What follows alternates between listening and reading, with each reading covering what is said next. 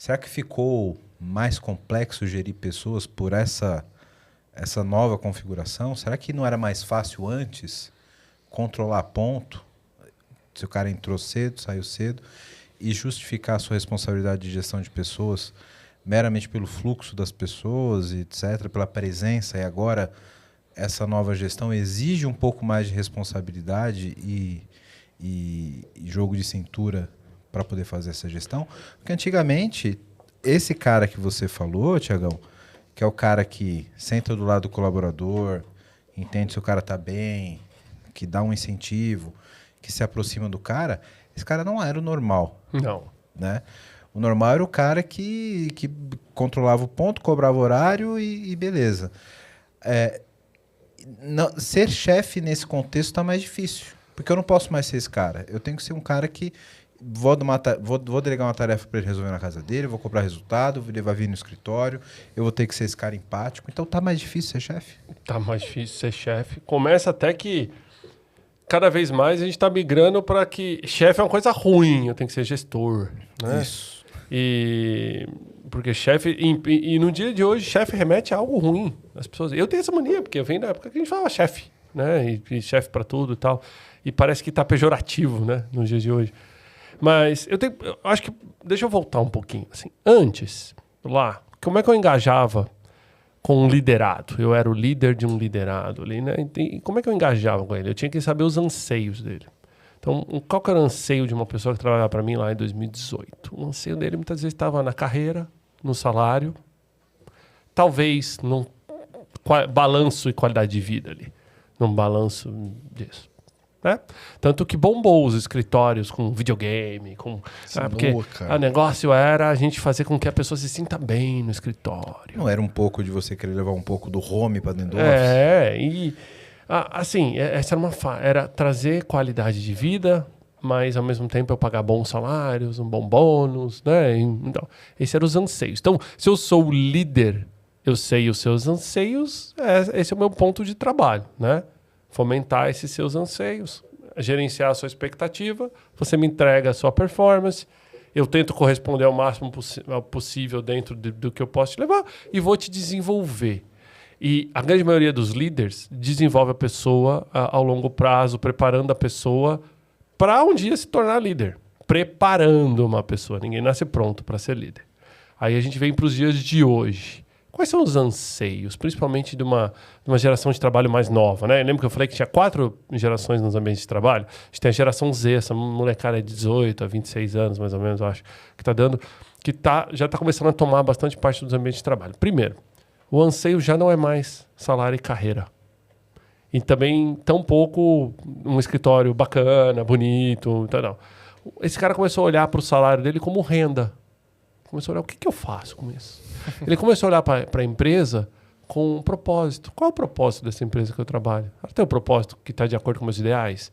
Então, tipo assim, o cara é vegano. Ah, mas a empresa é vegana. Entendeu? A empresa tem uma política sustentável. A empresa tem um storytelling que é real. Aquilo que ela vende na mídia social é o que a empresa é. As pessoas começaram a olhar para o seu tempo livre. E ver, não, eu não quero só cargo, salário, eu quero tempo livre. E assim, os anseios mudaram. Só que a liderança do passado não sabia lidar com isso.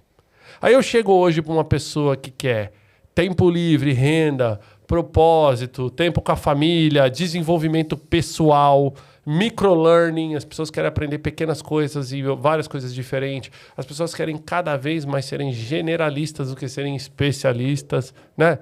O que a gente vê hoje, a mídia social está transformando isso.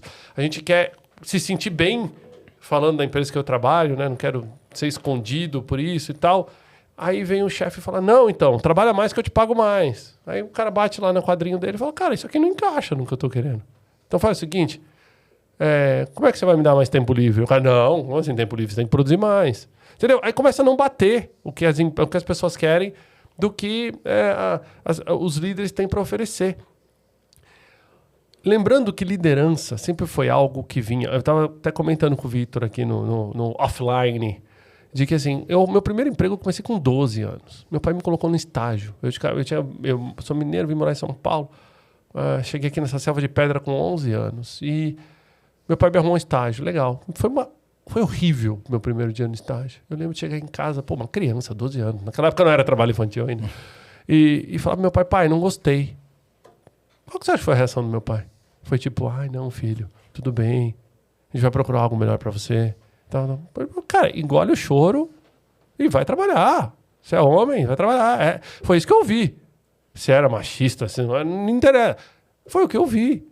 Cara, naquela época eu aprendi a lidar com frustração, eu aprendi a lidar com engolir o choro, eu aprendi a lidar com paciência, começar a... Como é que era a receita do sucesso pra ti, pra mim?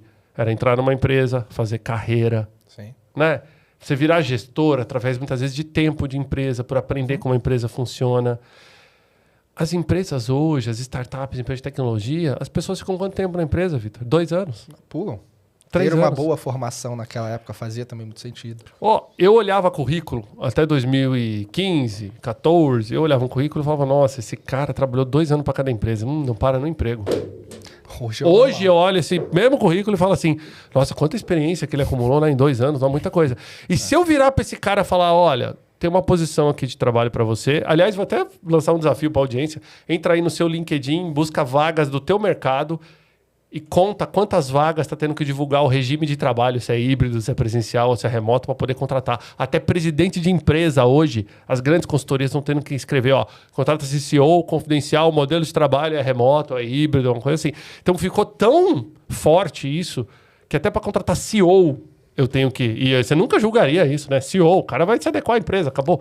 Você tem que colocar modelo de trabalho. Mas, voltando, hoje eu olho um currículo e falo, nossa, quanta experiência. E se eu chamar uma pessoa, essa pessoa hoje, que ficou em 5 empregos diferentes, 2 anos em cada um, e falar, olha, quero te contratar porque aqui a gente tem uma empresa de mais de 50 anos e você vai começar aqui com a gente, você vai crescendo aos pouquinhos e você vai fazer sua carreira aqui.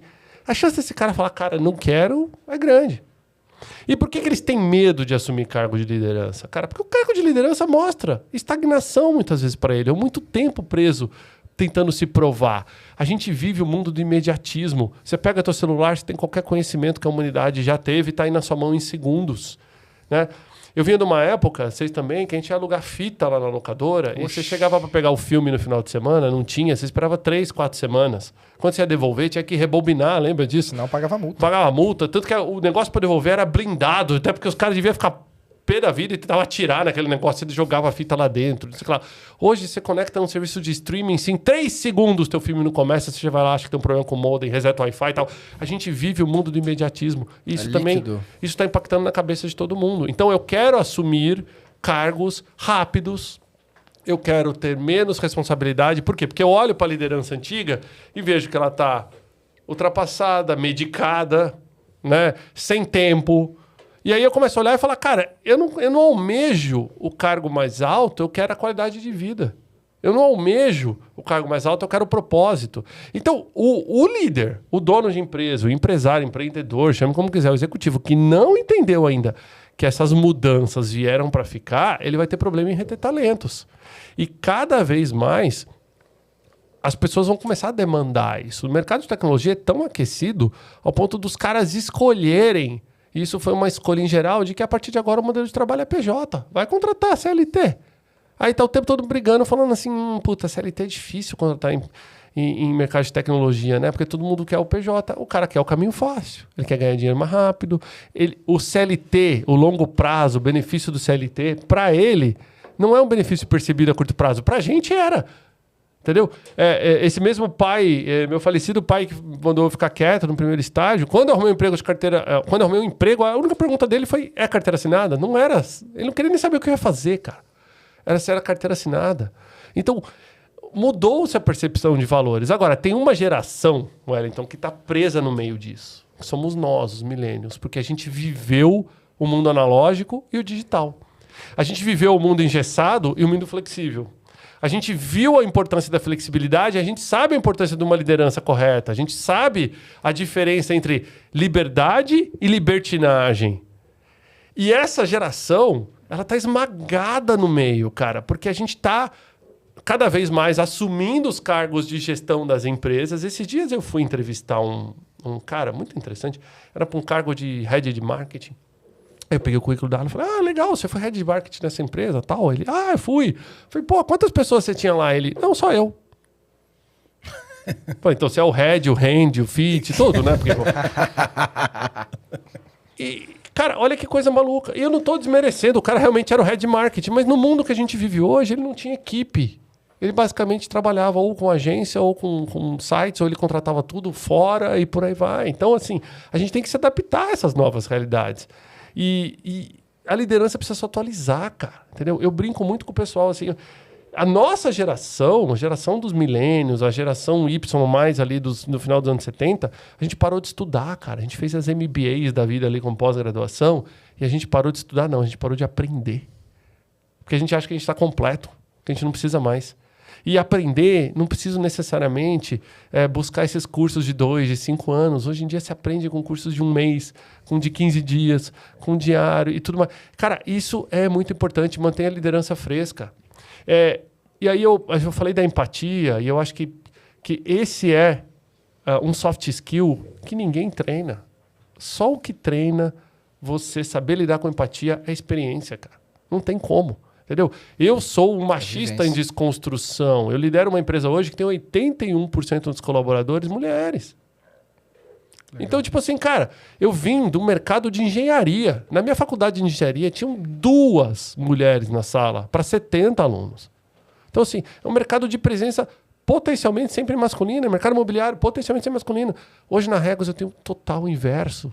E, cara, eu tive que aprender a me desconstruir numa série de conceitos para poder liderar também. Então, volta na questão. Cara, a liderança tem que aprender. Ela tem que aprender hoje a ser mais inclusiva. Ela tem que aprender a ser mais diversa. Entendeu? Não é fazer... Tipo, não, tá bom, faz isso aqui, esse problema do RH. Não, cara, isso é problema da liderança. Tem que estar na pauta do CEO. Tem que estar lá na cadeirinha dele, lá, o que tá sendo feito para que essa realidade mude. Por quê? Porque as pessoas vão te cobrar isso. Você tem que ser honesto, você tem que meter a cara no mercado. Você tem que ser um social CEO. Você tem que estar nas mídias sociais. Não tem mais aquela de que o CEO tem a mídia social fechada. Não tem essa. Esse cara tem que aparecer e dar cara pro mercado. Ele é o Reclame Aqui agora. O cliente tem problema, ele tem que entrar no teu perfil lá do LinkedIn, do Instagram e responder. E você vai ter que responder. Quando que nos anos 90 você tinha a chance de mandar uma mensagem para um CEO de multinacional? E pior, se esse cara não responder, isso vira um print de mídia social e ainda joga contra o cara. Cancelamento. Então, cara, a dinâmica de liderança mudou tanto que tá todo mundo tendo que implementar.